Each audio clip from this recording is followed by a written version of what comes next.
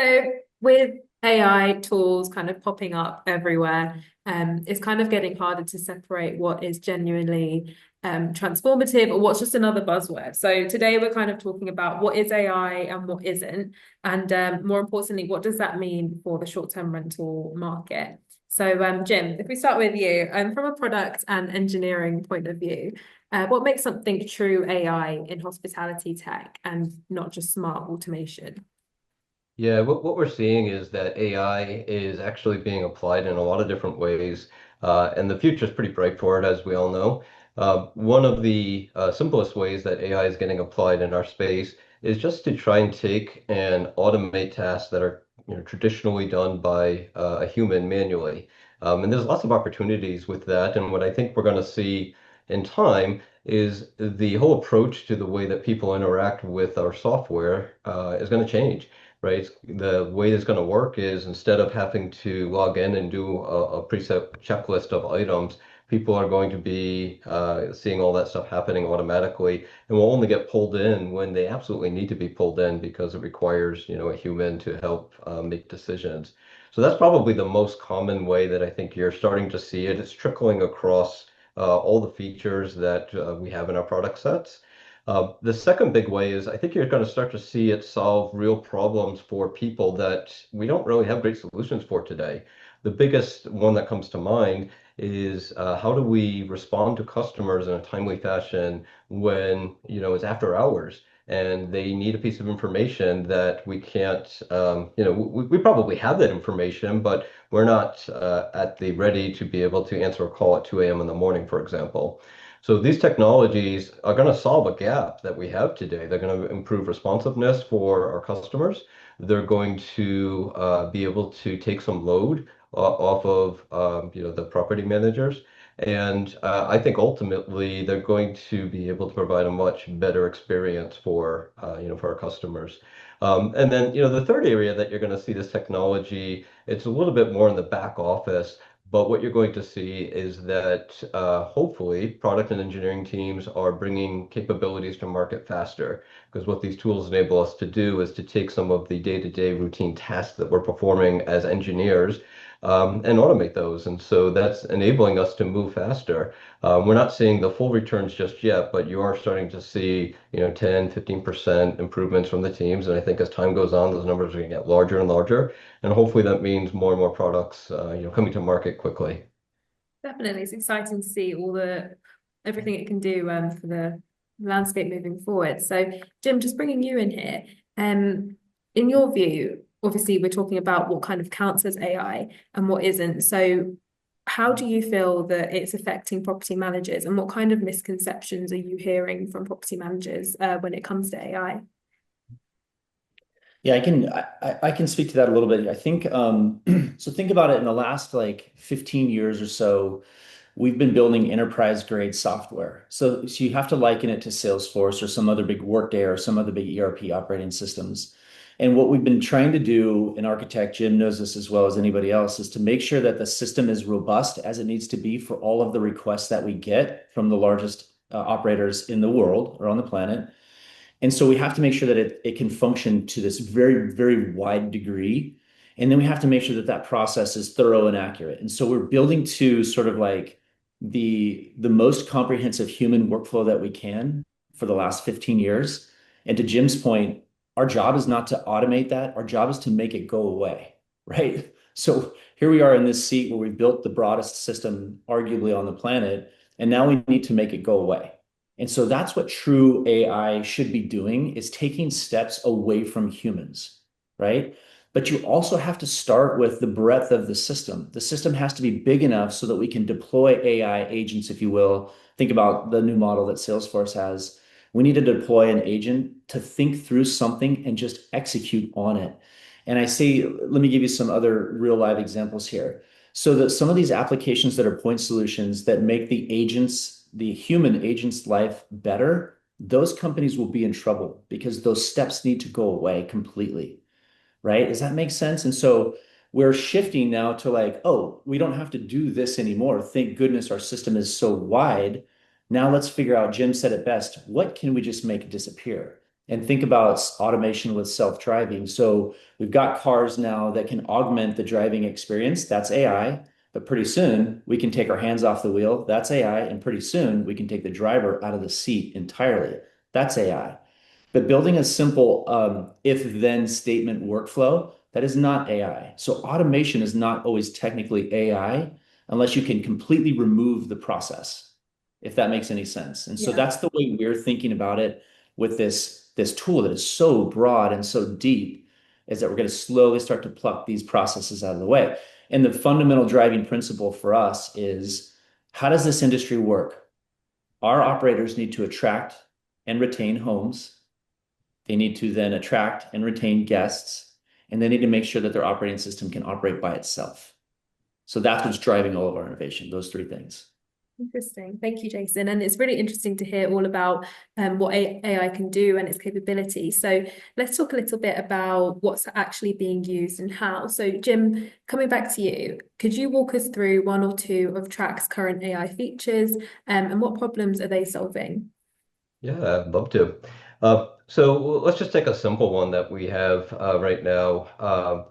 We have customers that need to be able to upload photos from their properties.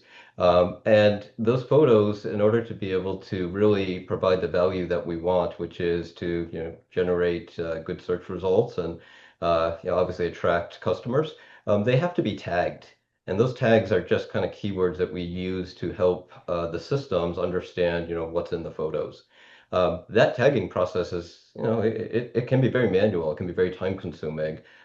We have brought in AI to try to automate that process for you. So you can upload a whole host of images, a task that would probably take, hours or even days to complete. It'll identify not only, a standard set of tags to apply to those photos, such as this is a pool, or the room, the property has a hot tub in it. But you can also assign some of your own custom tags to it. So it helps with, attracting customers. It reduces labor on behalf of, of our operators as well. A more interesting use case probably is we provide AI today to help you with responding to, requests from customers. One common case, it would be a review feedback. At the end of the day, we want to respond to all the reviews that we get from our customers. It's really important that we acknowledge them, good, bad, or not. And sometimes it can be very helpful to take what you want to say and polish it up a little bit before you post it. Especially because this is going to be read by lots and lots of people. You want to make sure that the content is well written, reflects well in your business. So we have an ability similar to what other products on the market do today, where after you've written the response that you want to send, we give you the ability to go in, polish it up, make it more formal, help you to just make the message better by essentially it's as simple as picking from a category, and then the AI comes in and it rewrites what you're saying, and you have the opportunity to review it afterwards. So it's tools like that. Another one that we're thinking about bringing to market probably, in the next 6 to 12 months is around chargebacks. This one really excites me because it's an area that if you're doing your business well, you won't be seeing a lot of chargebacks on your credit card. But when they do happen, it's very stressful for the property owners. They obviously don't want to lose that revenue. They need to respond in a timely fashion. And sometimes there's a lot of emotion involved in how you want to respond back, because maybe the information that is being used to create the chargeback isn't entirely, being truthful. But what we have found is if you respond to those questions from a chargeback in the right format, you will win 99% of those chargeback disputes. The way that we can help you with that is by essentially just collecting that information that we need in the simplest way possible, and then letting AI, write the content for you. This will remove error. This will enable people who only do this maybe once every few months to not have to stress when they do get a charge back. It'll take, the scariness away from them, and, generally save that revenue that potentially could have been at risk because maybe they didn't respond fast enough, or they, were too emotional and didn't really address the concerns that were being raised by the payment processor. Definitely. Thanks, Jim. It's great to hear the ease of AI and how it can really help cut through all of those more difficult processes, maybe that might be for property managers. So thank you for that. And Jason, just looping back to you, from your perspective, how has the response been from customers? Are there any features that they are especially excited about? I think that's part of the problem, actually. I think the customers are excited about all AI features, and they're not really thinking in like order of first principle. You have to remember that buying software, there's only really two reasons to do it. It's to make money or to save money, and so it's really just about money. And you're buying software because you have a manual process that you're trying to kind of smooth out and you want to scale. So when you have software that's a feature that pops up that says we can do this and it will make your life easier, that's not necessarily the feature that you should be excited about. You should be excited about, attracting and retaining more homes, attracting and retaining more direct guests, right? So that whole experience now needs to be automated. But when you're evaluating AI solutions or you're evaluating some feature, a savvy buyer should say, how am I going to make or save more money doing this? And what's going to flow through to the bottom line if I do this? And sometimes the investment into an AI platform is minimal because a lot of folks want to try it out, right? But it will fizzle out in 10, 12 months, right? Because it's just kind of we call them, it's just kind of a parlor trick. It's nothing that will drive incremental change to your business. So that is the problem, is that everybody's excited about everything in AI, and they probably shouldn't be. And there's some things that are probably more important. And so this first phase of AI, some of it will succeed and some of it will die. And I think we just have to anchor in on our strategy of just driving revenue. Definitely. And a core part of that revenue building, especially within the hospitality space, is that human touch. And that is something that can't, fully be achieved within AI. So I'm interested to know to both of you, how do you think that balancing that automation with the essential personal touch and guest experiences can be achieved as well? So Jim and I, we can both have maybe the same opinion or maybe a different opinion. I agree with you. It is hospitality, and we do have to have that human touch. The great thing about AI is that whether it's voice automation, whether it's a bot that can answer the phone, we're starting to see examples of a bot perform better than an actual human and make fewer errors. Now, it's still recognizable as a bot. And so I think that's not great yet for our industry. But as it becomes more human-like, that's a really interesting option altogether, is to automate that whole direct purchase process, whether it's on the website, like if you're lucky enough to be able to drive traffic to your website to try to secure that direct booking, that's the highest value booking that we can have. Then you also may want to, like, how do we automate 24/7 live answer experience, right? There's not a lot of vacation rental managers who are staffing a call center 24/7 live. So at some point, we need to augment that experience for that direct booking with automation. It's not there yet, but we believe it will be there. And so we have to think about what can that agent do online or offline, and how can that augment that human experience? And can it be as good as a human? I don't think the answer is yes today, but I think it will be soon. Yeah, that's exactly what I was going to say as well. It really is all about augmenting the experience. You can't rely entirely on AI. That's going to create a rather poor experience, I would think, in a lot of situations. And customers, they're paying a premium for that human touch, for that ability to pick up the phone and, get help when they need it in real time. That still has to be there.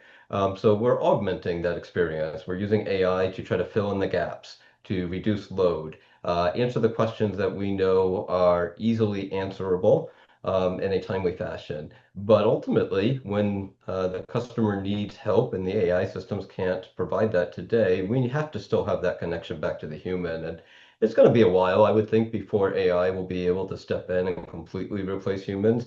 But you'll be able to see it taking on more and more responsibilities as the years go by. And hopefully we will get more comfortable interacting with AI bots so that it'll become less challenging for us to figure out the right ways to communicate.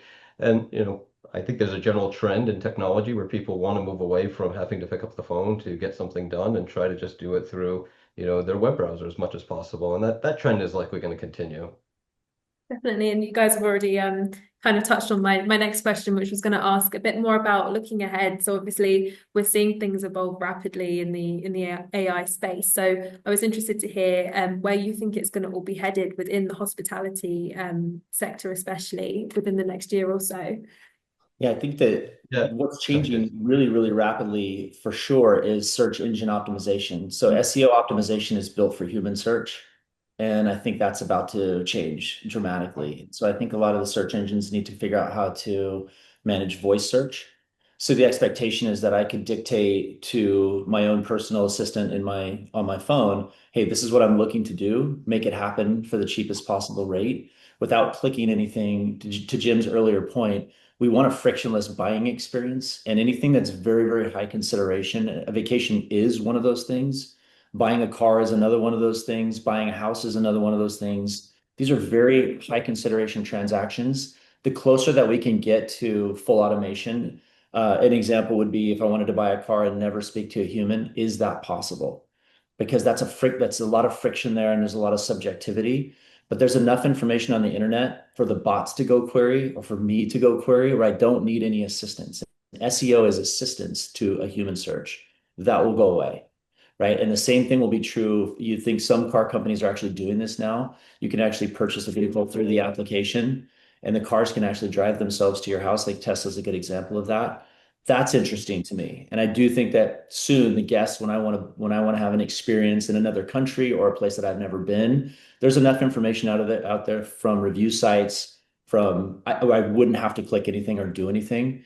So I actually think the OTAs need to be on the defense here, right? They're built to drive traffic through human search. I think they need to change their strategy as well. Maybe a Yeah. car's picking you up and taking you to your destination. Maybe that'll be in the future. Bingo cards, we'll see. And Jim, I'm interested to hear what are you most excited about in the future of AI in this whole space that we're seeing.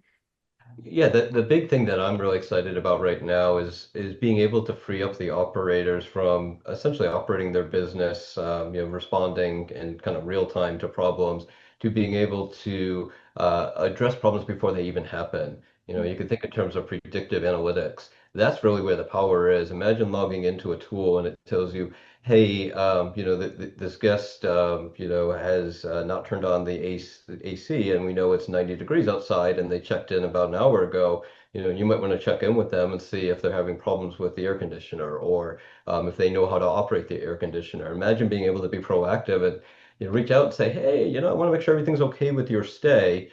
Today, we obviously would have to wait until they notified us that they were having an issue, and then there's a gap between when they notify us and when we can respond. So there's all kinds of opportunities here. You might see owners who are for some reason unhappy with the service that you've been providing as an operator. Wouldn't it be great to know that there's a good chance they're going to churn in the next, month or two because of just some of the activities that have taken place, or maybe the communications have started to, dwindle with that particular owner. That gives you an opportunity to get in front of that, understand what's driving the unhappiness before they even churn, and hopefully address whatever concerns they have. Right now, the focus has to be on operating your business, but in the future, I really do think that we're going to be able to get ahead of problems before they happen, and the experience is going to be so much better for not just the operators, but also the owners and the customers themselves. Definitely. And Jason, just coming back to you there, obviously, from a revenue perspective as well, how do you view this kind of panning out? And do you think that technology will kind of just become part of the baseline tech stack, or do you think it will be a long-term differentiator for property managers? No, I think you're right. I think it's going to be the cost of doing business. It's not going to be a key differentiator. You have to operate this way or you won't succeed. But to Jim's point, I think it's really interesting. We looked at our database and we said, gosh, for some of these properties that have been on our system for a decade or more, we have received hundreds or thousands of phone calls on that property. We've seen housekeeping tickets on that property. We know a lot about that actual property. So to Jim's point, we could look back and collect that information and start building leading indicators for that homeowner on behalf of the property manager. So if you think of a private equity board style deck that goes to a homeowner every year saying like these are some of the trends. This is what you need to do if you want to optimize your bookings. This is how it's being represented through review sites. Like there's so much information that we haven't used yet and we have at our fingertips. That is very, very interesting. If we can start to make our homeowners more successful through homeowner retention or homeowner acquisition, we will win. And so that's really a big driving force for our particular company. And I think everybody should be thinking that in that direction. Thank you, Jason. And before we wrap up, I'd be interested to hear from both of you, what is one myth about AI which you wish people would stop believing? And or another question for any operators listening who might feel overwhelmed with all of the AI talk, what's one thing that they could do tomorrow to start making smarter tech choices? Yeah, so one of the myths that is very difficult, especially being on the the product and engineering side of the house, is people believe that AI is going to replace all humans. That's simply not true, I don't believe. We said the same thing about cloud technologies. We said the same thing about big data technologies, and they have certainly transformed our industry, and that's what AI is doing. But there will be a role for humans going forward, and I think what we need to be doing is skating to where the puck is going and figuring out what is that role in the future and make sure that we are not afraid of AI, because if you're afraid of AI, you're going to get left behind. Um, that was really the big one for me, and I hear this on a daily basis, and I want to make sure that people are embracing the technology and not running from it because they're afraid it could impact, their future. Ways that property owners could certainly utilize the technology today. I mean, there's so many different ways. The simplest thing is to just, use the technology to take some of the kind of routine tasks that you're doing that consume a decent amount of your workday and figure out how you can, optimize those tasks. Simple technologies that you have on the market today just allow you to write presentations with the AI, or to figure out how to craft a response to a message. These are really interesting use cases for it. They're very simple. Anybody can pick them up and take, with a very limited amount of knowledge, and get value out of them. And so, I really do encourage everybody who maybe has interest but hasn't yet taken the time to try to figure out how to use them. Just spend a little bit of time. You'd be surprised at what a difference it can make to your day-to-day operations. Will make you more efficient, will make your customers ultimately happier, and lead to greater sales for you. Yeah, I would add quite simply, property managers, when you're exploring an AI solution, you have to first identify which business outcome you're trying to achieve. That helps us as sellers understand what you're trying to do exactly. So for every business, you'd say, I probably have 5 fires that are burning in my company at all times. We do, everybody's solving problems. Focus in on the top two and then figure out how to solve those. Because if you solve those, you will drive more dollars. Like, as a thought experiment for property managers, go through that process first and then clearly articulate that to your AI provider, and they will say, yes, we can automate that, and yes, this will drive more dollars, and yes, we can prove that. So we have a KPI that we can drive towards. So I think that would help give some experience to the software buyers as they're evaluating different solutions. Great. Thank you to you both. There's some really great insights there and a really refreshing look into AI and the future of it as well. So thank you.